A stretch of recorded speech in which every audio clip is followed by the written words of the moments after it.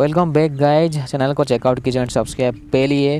Thank you so much अभी तक जो आपने सपोर्ट दिखाया है, लेकिन मुझे लगता है और थोड़ी सी ज़्यादा सपोर्ट चाहिए। तो इस वीडियो में हम लोग 20 से 30 लाइक का एम रखते हैं। अगर आपने सीज़न 1 एंड सीज़न 2 नहीं देखी है तो कोई बात नहीं, ये क्राइम थ्रिलर वाली सीरीज़ है। इसमें की कहानी चेंज होती ही रहती है। इसमें कोई पुरानी कहानी जो है उसकी रिपीट होती नहीं है। तो 3-4 झाटू लोगों की नज़र होती है छोटे बच्चों के ऊपर किडनैप के लिए या फिर उनकी ठुकाई के लिए।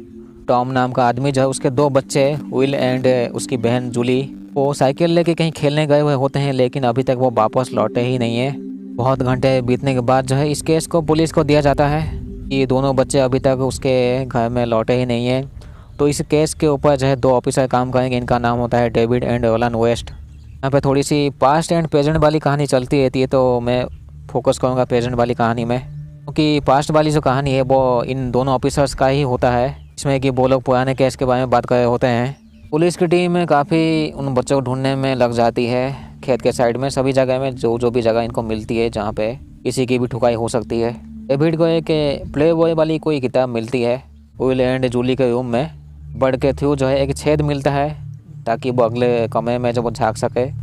पड़ोसी से इनको ये पता लगता है कि एक पर्पल वाली जो गाड़ी है, वो लोग जो है वो पार्क के आसपास पार्टी करते हैं।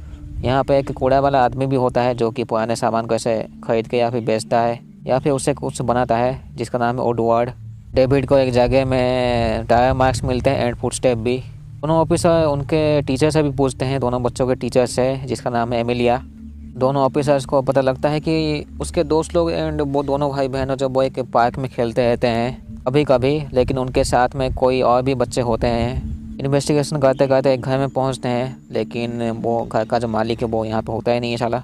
वो आसपास की जंगल होती है, वहाँ पे एक टावर हाउस दिखता है और साइकिल, कुछ डॉल्स भी होते हैं पेड़ में एक पत्थर के पास। छोटी सी यहाँ पे स्टोन केव भी मिलती है। इस स्टोन केव के पास जो है वही लड़के की लाश मिलती है जो कि हाथ जोड़ के पोजीशन में होता है। इस लड़के के सर में चोट लगी हुई होती है, गर्दन टूटी हुई होती है। तो विल तो मिल चुका था, बस उसकी बहन को ढूंढना होता है। लेकिन वही बात ये होती है कि ये विल मरा हुआ मिलता है इनको। तो जूली की फ़ोटो सबको दिया जाता है लोगों को, लेकिन इनके इन्वेस्टिगेशन टीम में जो है एक दूसरी टीम आके थोड़ा सा परेशान करने लग जाती है बीच बीच में। इसको कुछ ये लोग टास्क फोर्स कहते हैं। इस फोर्स के दोनों ऑफिसर इन्वेस्टिगेशन करेंगे जिनका नाम होता है बर्ट एंड जॉन। तभी इनको स्टारलाइट बाय के बारे में पता लगती है। एमिलिया जो कि इन दोनों बच्चों की टीचर होती है, वो माइक से पूछताछ करती है उस डॉल के बारे में जो पुलिस को क्राइम सीन में मिली थी। माइक कहता है कि जो हेलोवीन वाली जो दिन होती है वो कोई अनजान दिया था ट्रिक, और वो कुछ कोई गेम जो खेलते हैं ये लोग, उस जगह में ये डॉल को देखा था माइक ने। वैसे माइक दोस्त होता है वैसे विल का। दोनों बच्चों का जो बाप है टॉम, वो एक कंपनी में काम करता है, लेकिन जब ये कंपनी में काम करने के लिए जाता है तो इस कंपनी का जो मालिक है वो उसको वापस घर भेज देता है। ये दोनों ऑफिसर जो है फिर से माइक से बात करते हैं, उस डॉल के बारे में पूछते हैं जो इनको क्राइम सीन में मिली थी। माइक कहता है कि जिस दिन हेलोवीन था उस दिन जूली एंड विल जो है वो 2 टीनेजर से मिले थे, यानी कि होंगे 18-19 साल के। वो दोनों टीनेजर इन दोनों को वो डॉल देते हैं एंड इसके बाद ही इनके साथ ऐसा हुआ। विल तो मर चुका है, पता नहीं वो जूली कैसी होगी अभी।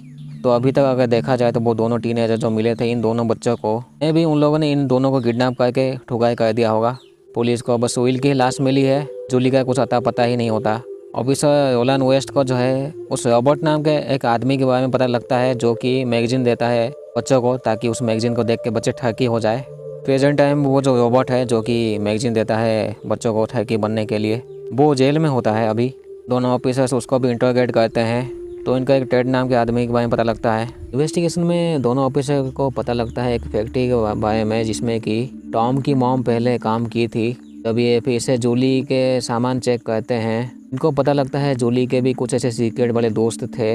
डेविड को जंगल में फिर से कुछ खिलौने मिलते हैं एंड बैग भी, और खून के धब्बे पत्थर के ऊपर।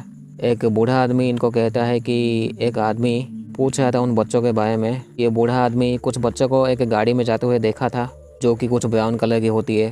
उस जगह में पुलिस की टीम ढूंढने लग जाती है।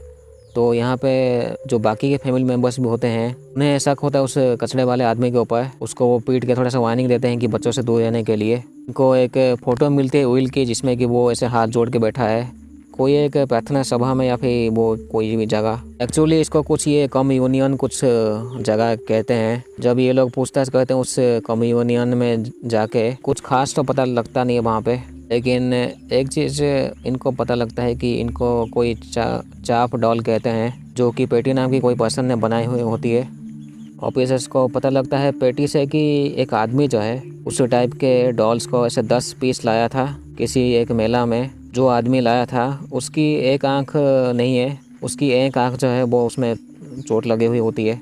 एंड वो जो आदमी है वो काला आदमी है, वो कहता है। दोनों ऑफिसर जो है उस आदमी को ढूंढने लग जाते हैं, एक आंख वाला आदमी। एक वाइट नाम का बंदा जो है वो शाम के बारे में कहता है।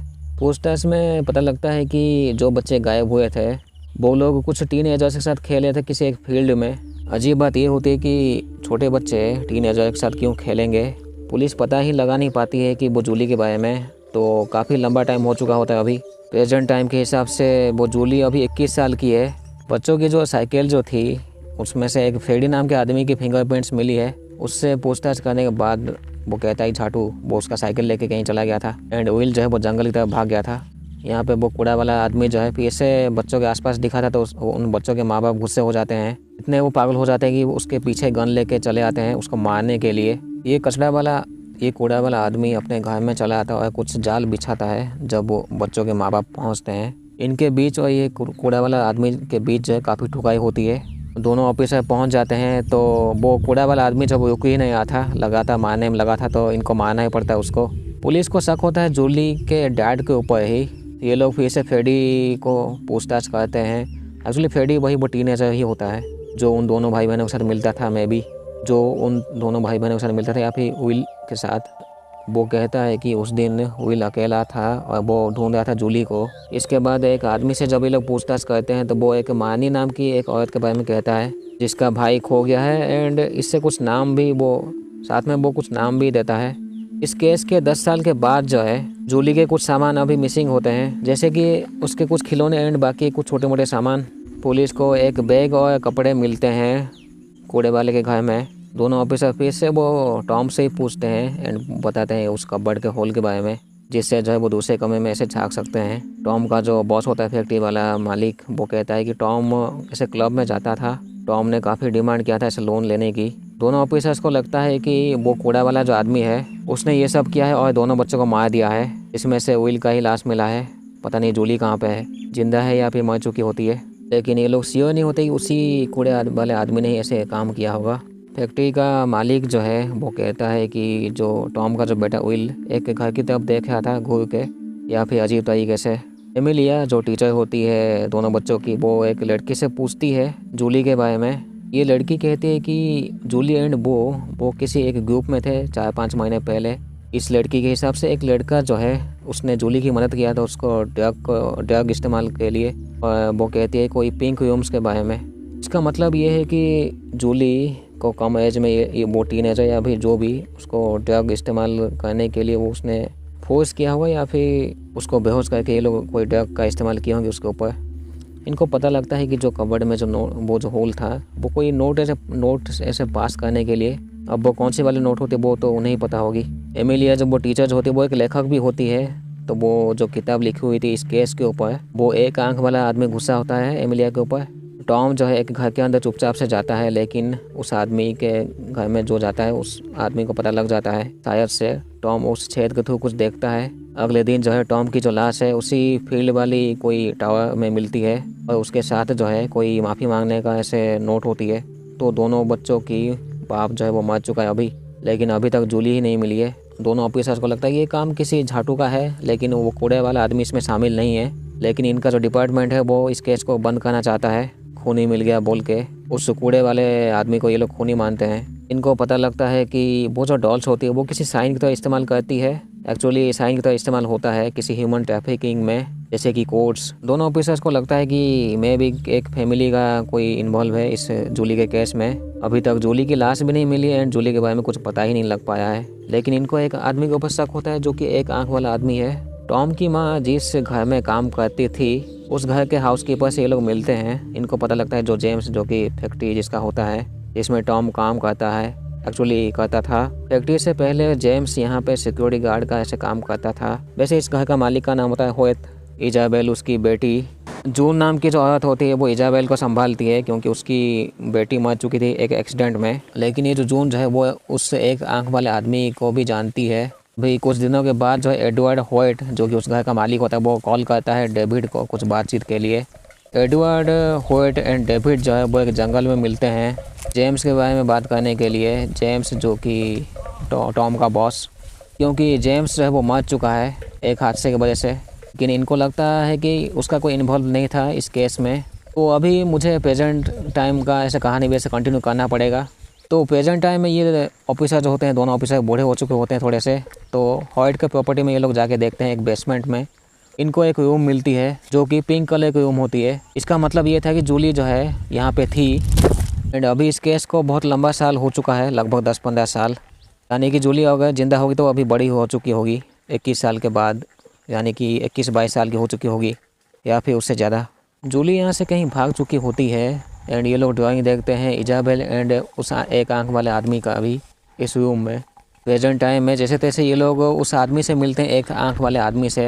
ये एक आंख वाला आदमी जो है पहले एडवर्ड होएट के साथ काम किया था। ये आदमी कहता है कि जो इजाबेल यानी कि एडवर्ड होएट की बेटी, उसकी बेटी और उसकी पति के मरने के बाद जो है उस एक्सीडेंट में वो काफ़ी अकेली हो चुकी थी। उस रात जो है इजाबेल एक लड़की को देखती है एंड वो लड़की जूली होती है। उसे जूली के अंदर अपनी बेटी दिखती है। इजाबेल जूली के साथ अच्छे से मिल घुल के उसके साथ खेलती है, दोनों के बीच अच्छी दोस्ती हो जाती है। तो जूली के साथ जो है विल भी ऐसे मिला था इजाबेल को। एक दिन जब हाइड एंड सीक खेले होते हैं, इजाबेल धक्का मार देती है विल को एंड वो मर जाता है। इजाबेल की कोई एक साथी जो है वो उसकी लाश को उस केप के अंदर रख देता है। इस चीज़ को वो लोग ऐसा दिखाने की कोशिश की जैसे कि वो टीनेजर ने इस काम को अंजाम दिया है। जो उसके जो बैग होते हैं वो उसके घर में रख देते हैं, यानी कि वो कूड़े वाले आदमी के घर में, ताकि शक जो है उसके ऊपर जाए। जेम्स इनके साथ बात करके वो थोड़ा सा डील कर लेता है। जूली लगभग 2 साल के लिए जब इजाबेल के घर में रही, जूली बहुत खुश थी। इजाबेल जो है वो लिथियम ड्रग्स देती थी जूली को जब वो 10 साल की थी। लेकिन जूली जब बड़ी हो जाती है तो उसे उसके पास्ट के बारे में पता लग जाता है। इजाबेल का कोई साथी जो है जूली का मदद करता है उस जगह से भागने के लिए। इसके बाद जो है जूली कभी मिली ही नहीं अभी तक। इजाबेल जो है वो ओवरडोज हो जाती है, पागल हो जाती है। जूली भाग चुकी थी तो ओवरडोज होने की वजह से वो मर जाती है इजाबेल। 1997 में जो है जूली को मानी ही कहते हैं। एक्चुअली जूली एज मानी वो किसी कम्युनियन में थी। ये लोग जो है मानी का केस फाइल चेक करते हैं, इसमें कि पता लगता है कि वो HIV की वजह से वो मर चुकी होती है 1995 में ही। प्रेजेंट टाइम में जूली को किसी मॉल में से देखा गया था। तो एक आर्टिस्ट जो है वो डेविड को मिलता है। उस आर्टिस्ट में जब डेविड जाते हैं तो वहाँ पे एक औरत एंड उसकी बेटी को देखते हैं। बेटी का नाम होता है लूसी। एंड ये जो औरत होती है मे भी ये जूली हो सकती है डेविड के हिसाब से। तो यहीं पे ये कहानी ख़त्म होती है। तो इस वीडियो में हम लोग 20 से 30 लाइक कायम रखते हैं। तो एक्चुअली प्रेजेंट टाइम के हिसाब से मे भी ये जूली हो सकती है या फिर नहीं भी। उस कम यूनियन में जो है जूली एज मानी उस जगह में थी। इजाबेल एक अमीर परिवार से थी तो वो लोग जो है जितने भी सबूत होते हैं वो मिटा दिए होते हैं। इजाबेल की बेटी, उसकी पति जो है मर चुके थे तो वो इजाबेल अभी पागल हो चुकी थी। तो एक दिन वो जूली को देखती है एंड रख लेती है बहुत लंबे सालों तक, एक्चुअली 2-3 साल तक। लेकिन जो जूली बड़ी हो जाती है तो वो भाग जाती है। तो HIV जो है वो मैं भी जूली को इसलिए हो सकता है क्या, अगर किसी को लिथियम ड्रग्स दिया जाए तो वो तो मुझे पता नहीं। अगर वो नहीं है तो जिसका नाम मानी था वो तो मर चुकी है। जो ऑफिसर डेविड जो मिले थे लास्ट में उस औरत से, तो मैं भी वो जूली हो सकती है जिसकी एक बेटी है अभी प्रेजेंट टाइम में। तो यहीं भी ये कहानी ख़त्म होती है। तो सीज़न 4 देखेंगे, अगर कुछ मिलेगा तो उसमें अच्छा। तो थैंक यू सो मच।